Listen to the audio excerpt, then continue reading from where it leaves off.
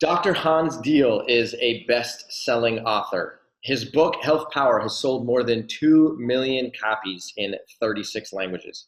He's a researcher, a speaker, and a clinical professor of preventative medicine at Loma Linda University. He is in the forefront of lifestyle medicine, which is the newest and fastest growing subspecialty in all of medicine. Through his world-class CHIP program, which stands for the Complete Health Improvement Project, he has facilitated more than 85,000 graduates to live different, better, and healthier lives. How does he do it? Well, he follows a simple, saner diet that prevents, arrests, and reverses many of the chronic conditions which affect people all around the world today. And we're going to get into a lot of detail about exactly what these recommendations are. Thank you so much for being here with us today, Dr. Diehl. We really appreciate it. Glad to be with you too. Fantastic. So first question here is, the number of people that are living with, some form of metabolic dysfunction has increased exponentially over the past 30 years. Can you shed a little bit of light here on the reasons behind this tremendous increase in obesity and type 2 diabetes in particular? It's pretty scary, actually. This is a very weighty topic, isn't it? Absolutely. As the obesity has really increased dramatically since 1975, we've also seen a parallel change, an increase in diabetes. As a matter of fact, in 1994, we had about 4%, and then every 5 years, it would increase 2% more, 2% more, 2% more. Today, it's more than 12% of the American adults are diabetic. We have seen particularly an increase in the population over 65 years of age. The increase there has been over 300% in diabetes alone in the last 20 years. And diabetes, the rates are increasing, doubling every 15 years. And the question is why? Well, some of us have some pretty distinctive impressions that it must relate to the change in the diet that has taken place beginning in the 1970s, 1980s.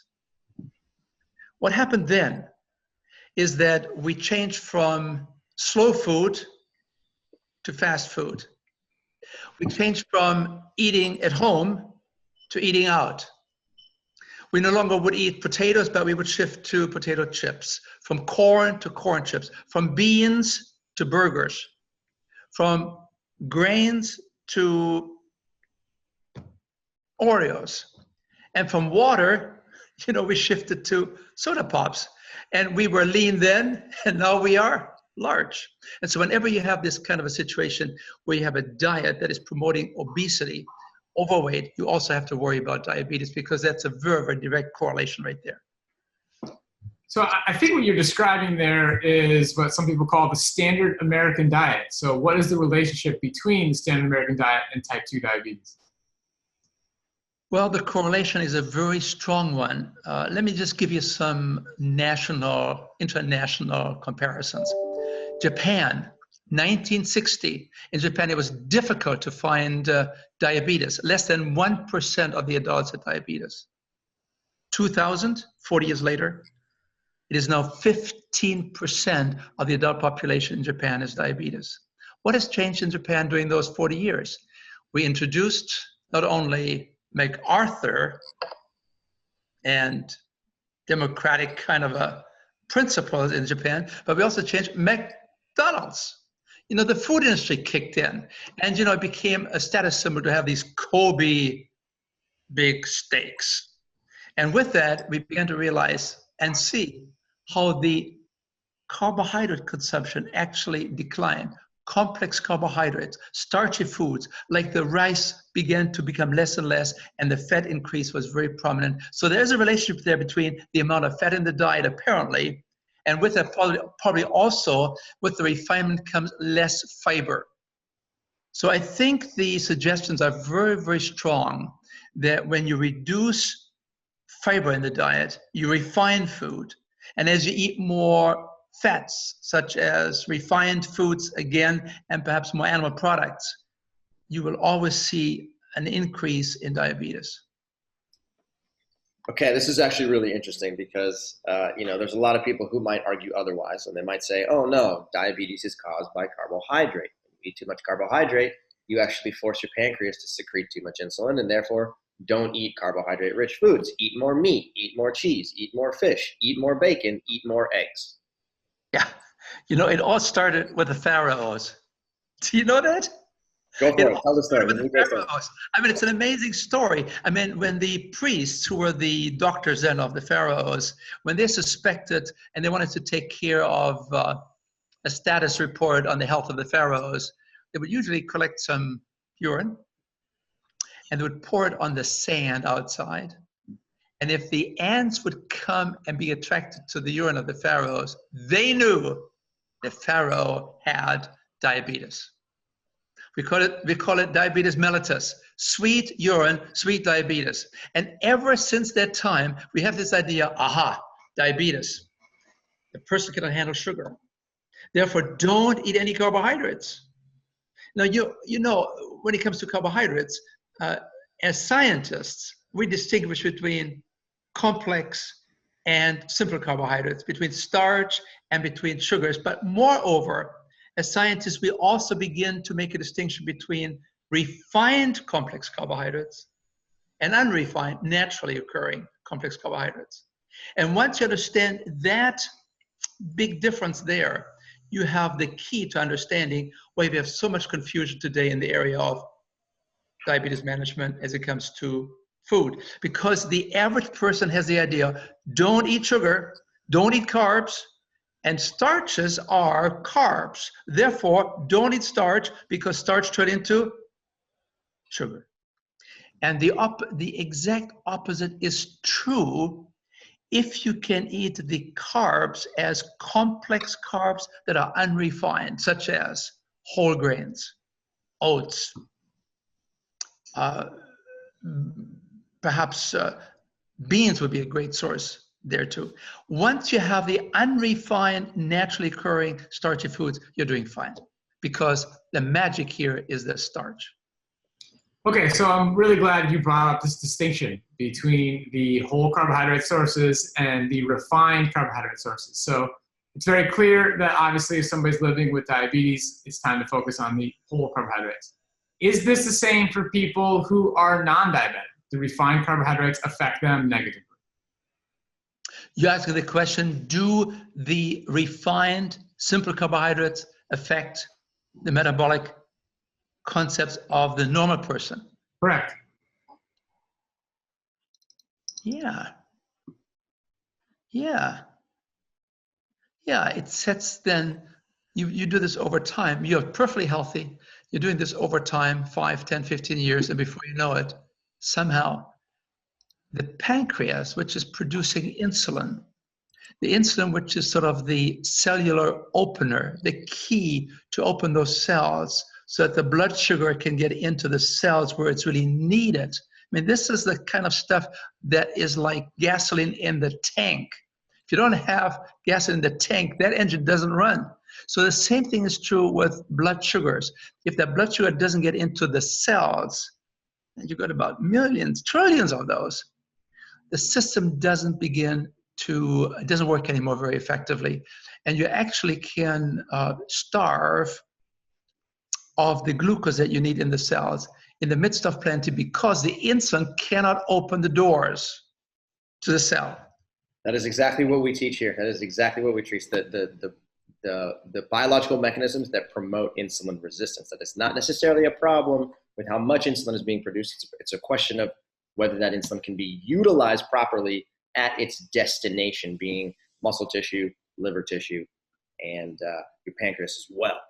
Now, here's a question for you about pharmaceutical medications here, because diabetes pharmaceutical medications are now being prescribed more than ever, probably due to the fact that there's more people living with diabetes, but also because physicians, the standard of care is to prescribe some type of oral medication to treat a blood glucose problem. Are diabetes medications and or insulin injections actually helping fix the root cause of insulin resistance? Yes or no? That's a very, very sad situation there, isn't it? 86% of the diabetics in this country, 86% are either on insulin injections or on oral drugs. But these drugs, they do not cure the disease, because what happens is, as you know, the medication increases year after year after year, and when you die with insulin on board. When you die and you have been on medication, you die with oral medication on board. You have not really cured the disease. If you really want to cure the disease, if you want to turn it off, you have to do something about the root cause. You have to do something about how we eat, how we exercise, how we live. It's a lifestyle issue, isn't it? So I'm very, very concerned. I'm very, very concerned when I have a diabetic coming to me and they're on insulin. I know that that person will gain weight year after year after year, because that is a side effect of insulin.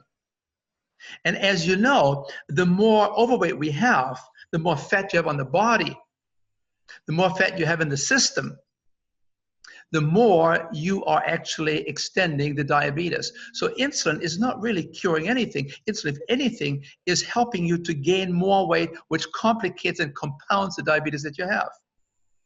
So that's insulin. Then you have all these oral drugs, oral medications, those pills. There are very, very few, maybe one or two, that do not have the side effect of promoting appetite enhancement. There are very, very few, maybe metformin is one of those, that may not increase the desire for more food and therefore contributing to overweight, just like the insulin. So what are you really doing? You're pumping more and more medication into the system without really turning the disease off. It's a sad story.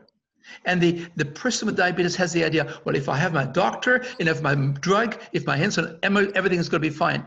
It really isn't. It doesn't really make that much difference. It makes you feel maybe a little bit better, but it doesn't really turn the disease off. And you have all the complications to worry about, from memory loss, to visual problems, to hearing loss, to heart disease, to stroke, and then things below the belt, right? It's all there. You haven't turned it off. Right. So let's talk about this. You mentioned how, somebody with type 2 diabetes who's injecting more insulin on top of it, that's a problem, because you think, oh, that person's going to continue to gain weight. So that's in the situation where their body is not utilizing the insulin they're producing. They're still producing plenty of their own. It's not utilizing it. Then they still need to inject more. So that's a situation you're describing. So can you give us some insight into what the research shows about people's ability to completely reverse type 2 diabetes, even if they're taking insulin? Is that possible? Is there evidence that shows that? I should have added also, so when a person is diagnosed as a diabetic, when that happens, the type 2 diabetic is usually diagnosed with having more insulin being produced than a normal healthy person. So this is not a shortage of insulin as you have with type 1. That's a different kind of a situation. But with type 2, you actually have the body trying to produce more and more insulin to trying to open up those cellular gates. But somebody can't do it. It does it for 5 years and 10 years and 15 years. And gradually, the pancreatic cells that produce insulin begin to get wearied. They get tired. They wear out. And oftentimes then the person shifts from being a type 2 diabetic, something like a type 1 diabetic, where you now have to utilize insulin. So this is a very, very serious problem. It's not a matter of having enough insulin, but it's a matter of how are you going to use it. That makes a difference. So come back now to the question that you had, Robbie. Yeah, so the question is, what does the research show on people living with type 2 diabetes, their ability to completely reverse type 2 diabetes and all medications? Okay, I'd like to take that in two phases, if you don't mind. Phase one is, what has the research shown that contributes to diabetes? And then we can discuss what can we do to reverse it and recover health. Would that be fair enough? Okay, Absolutely. So here's the research. It goes back to 1927. Can you believe this? 1927, there was a doctor, Dr. Sweeney. He did an experiment with medical students. He gave one group a 65% high-fat diet. I mean, the American diet is about 35% fat. So this was a super, super high-fat diet. These were healthy, lean medical students. He gives them a very high-fat diet. He gives them hash browns and salami. He gives them cheese and cream and all these kind of foods. And then he wonders what happens to these people. They're healthy. And then he has a second group, another intervention group, and he gives them all the sugar that he can find. These people consume 3/4 pound of sugar per person per day as part of their diet. I mean, all the things that you would never want to give a diabetic, right? And then after 2 weeks, the group that had the high-fat products, within 2 weeks, 70% of these medical students tested diabetic. With a high-fat diet, virtually very little carbohydrates. In what period of time did this happen? What's that? How long did it take for them to develop the signs of diabetes? 2 weeks. Wow. Now, this is a super rich diet, right? That's really whoppers the system. This is 65% fat. On the people on the high sugar diet, he waited for some of the results to come in. He waited 5 weeks, 6 weeks, 7 weeks, 8 weeks, 9 weeks, 10 weeks, 11 weeks. He called the experiment, shut it down.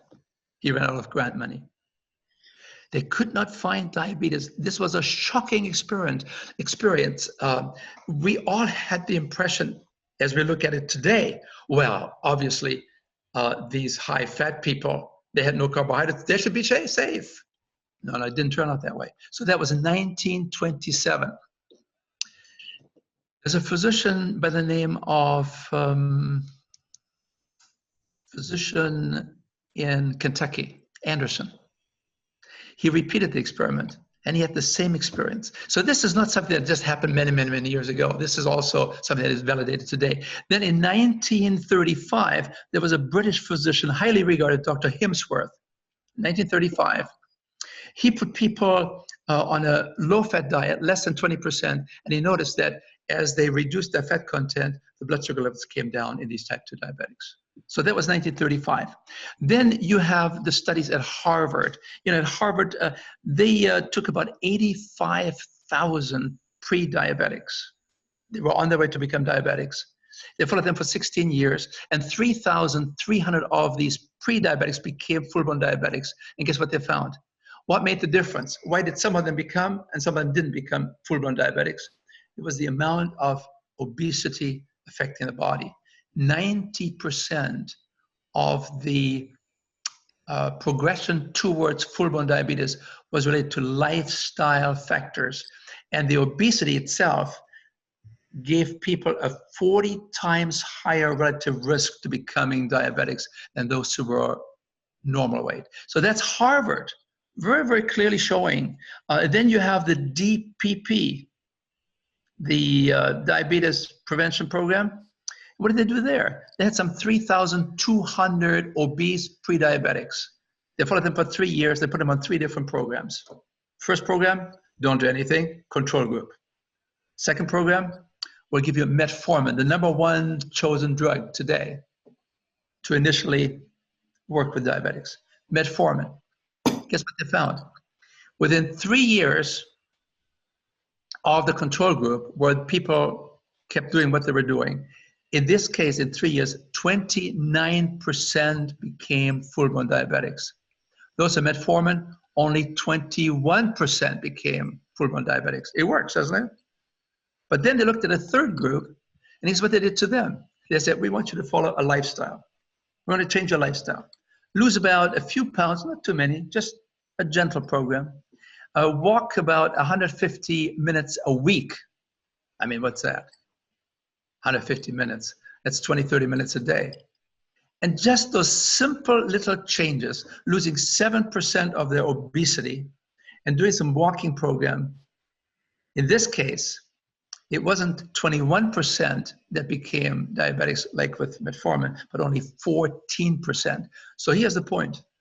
The DPP is very clearly showing us that if you make some lifestyle changes, you do not progress as well to diabetes as you do if you do nothing, or even if you take metformin. So this is then sort of what I have found is promoting this disease called diabetes. It has to do with diet. It has to do with a lack of fiber. It has to do with an excessive amount of fat in the diet.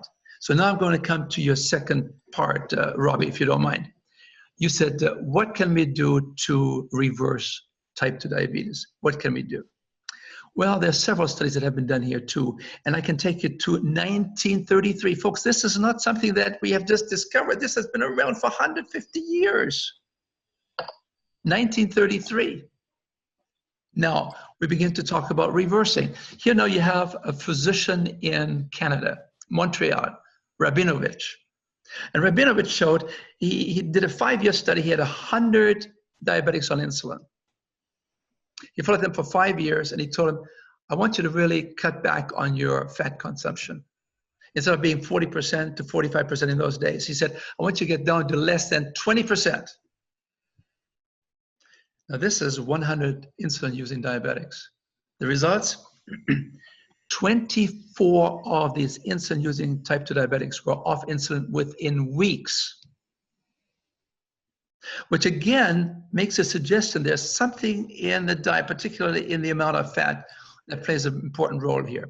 So that was Rabinovich, powerful stuff. Then there's a fellow by the name of Dr. Singh.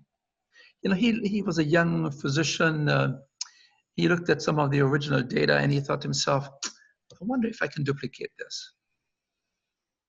So in the meantime, he had gotten the idea that maybe getting down to less than 20% may not be as good as if I would get down to 10%. So here's Singh. Singh takes 80 insulin-using diabetics and he puts them on a very simple diet, foods as grown. You know what I mean by that? He gave them fruits, that's right, fruits, not fruit juices. Fruits, vegetables. He gave them legumes, beans, lots of beans. He gave them whole grain, starch, but unrefined. And he lowered the fat content to less than 11%. So this is a whole food diet that's very low in fats. It's also, of course, low in sugars. It's more of a natural kind of a food diet. And here's what he finds. Singh finds that within 6 weeks, 50 out of 80, that's 62% of these diabetic patients are no longer on any insulin. Shocking. And then he follows those that didn't quite get off. In a 6-week program, he followed them, and he found that another 18 out of these 80 got off in 18 weeks.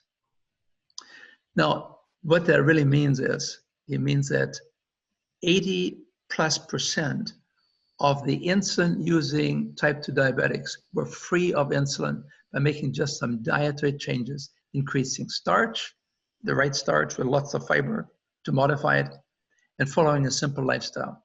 Now that was then, I think that was 1955, published in Lancet. I mean, this is not some little, journal. This is Lancet.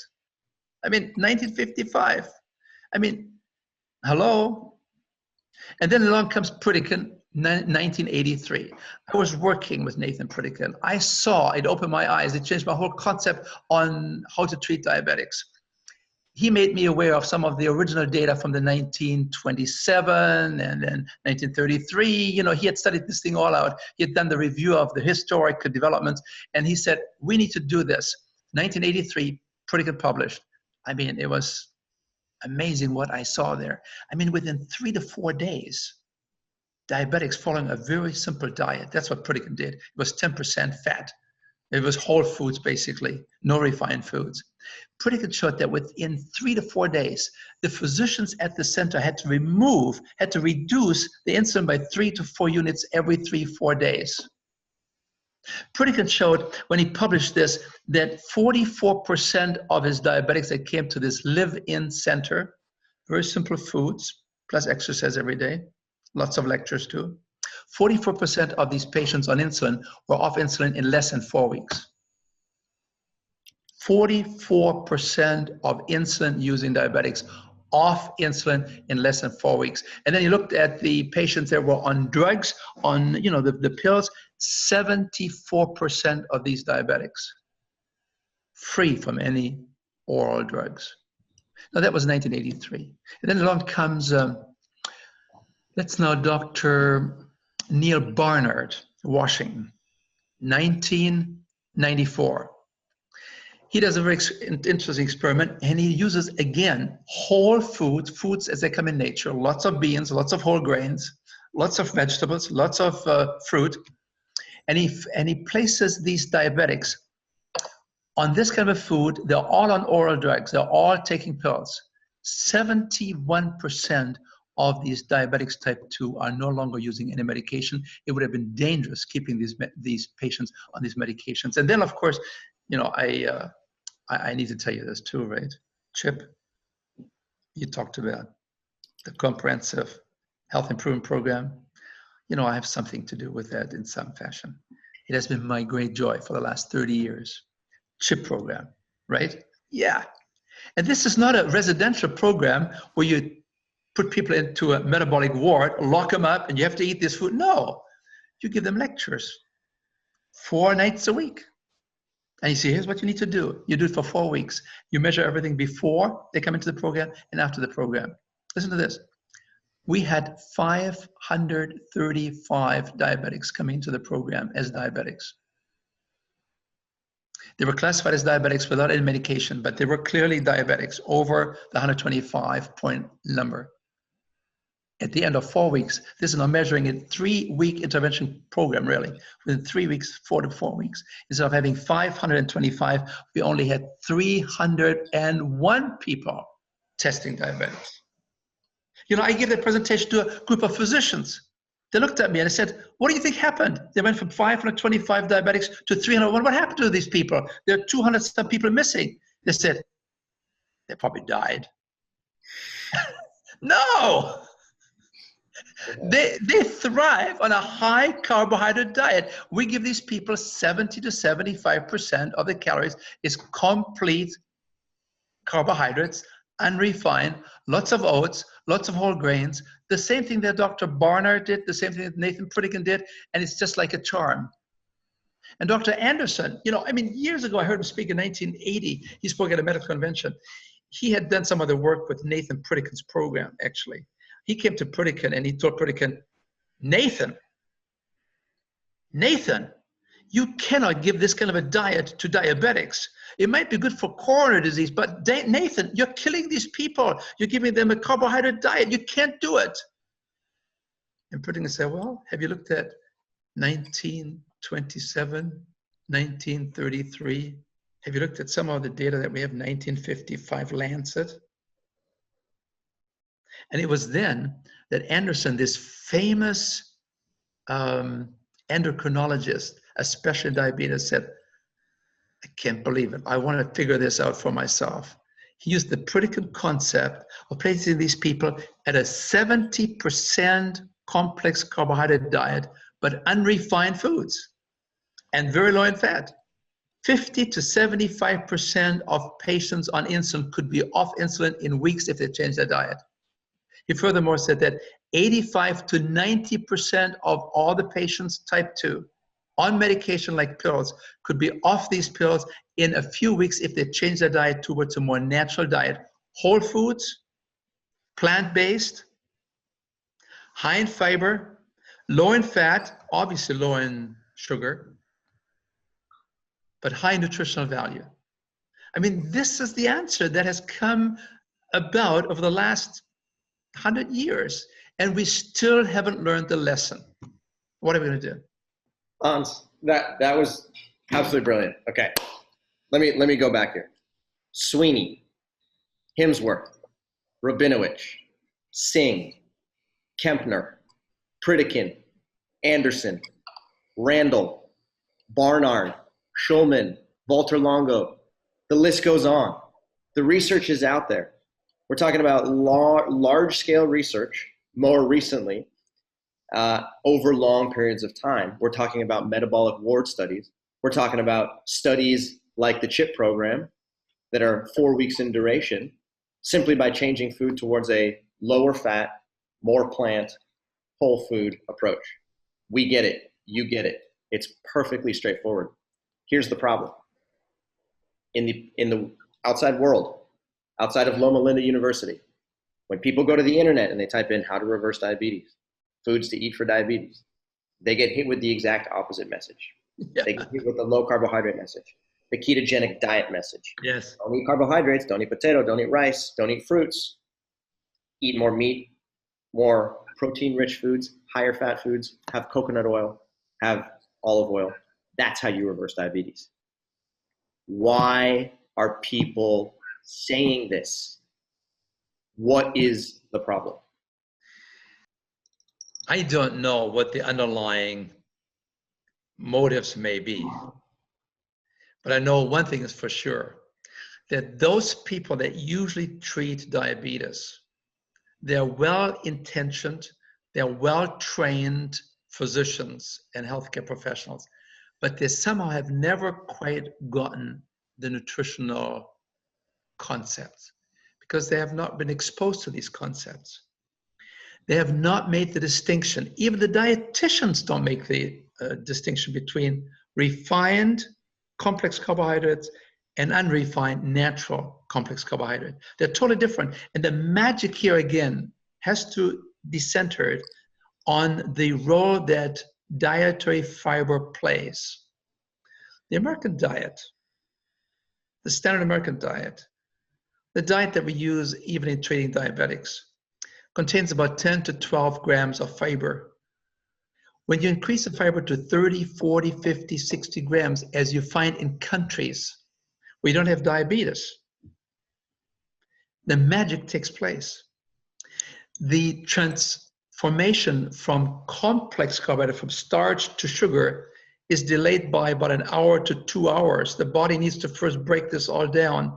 And therefore, and in this situation, the body now can really measure out how much insulin is really needed to meet the starch challenge. When you have a high starch challenge coming into the system in the form of, that turns into that turns into sugar. When you have a high starch, refined starch challenge coming into the system, that turns into sugar within 15, 20, 30 minutes. When you have a high starch challenge based on fiber-rich complex carbohydrates, it takes about 1 to 2 hours. And the body has now enough time to measure out just about the right amount of insulin to open those cellular gates, and things are beginning to purr. The fat inside the cells begins to drop out. The fat that people carry in terms of their overweight begins to become less and less. And within 3 to 4 days, the need for insulin, the need for medication, is dramatically reduced because the insulin now is becoming now more effectively doing its job again. That's the answer. Why don't we teach this? What really scares me is the whole concept that when we recommend these high protein diets, they're usually high fat diets, we actually promote renal disease, we promote kidney disease, which is already at a very high risk for the diabetic. We actually worsen the whole thing. So we need to really develop a new concept of the right diet. And the right diet should be a diet that is whole foods, plant-based by and large, that's naturally very high in fiber. We talked about 30, 40, 50 grams a day. That diminishes the amount of obviously sugar and cholesterol, because when you move towards plant-based diets, the cholesterol drops out too, right? Right? Absolutely. Without question. No question about it. Yeah. So, I mean, when you help the diabetic, you not only help the diabetic in terms of the diabetes condition, the high blood sugar, but you also take care of the complications of diabetes.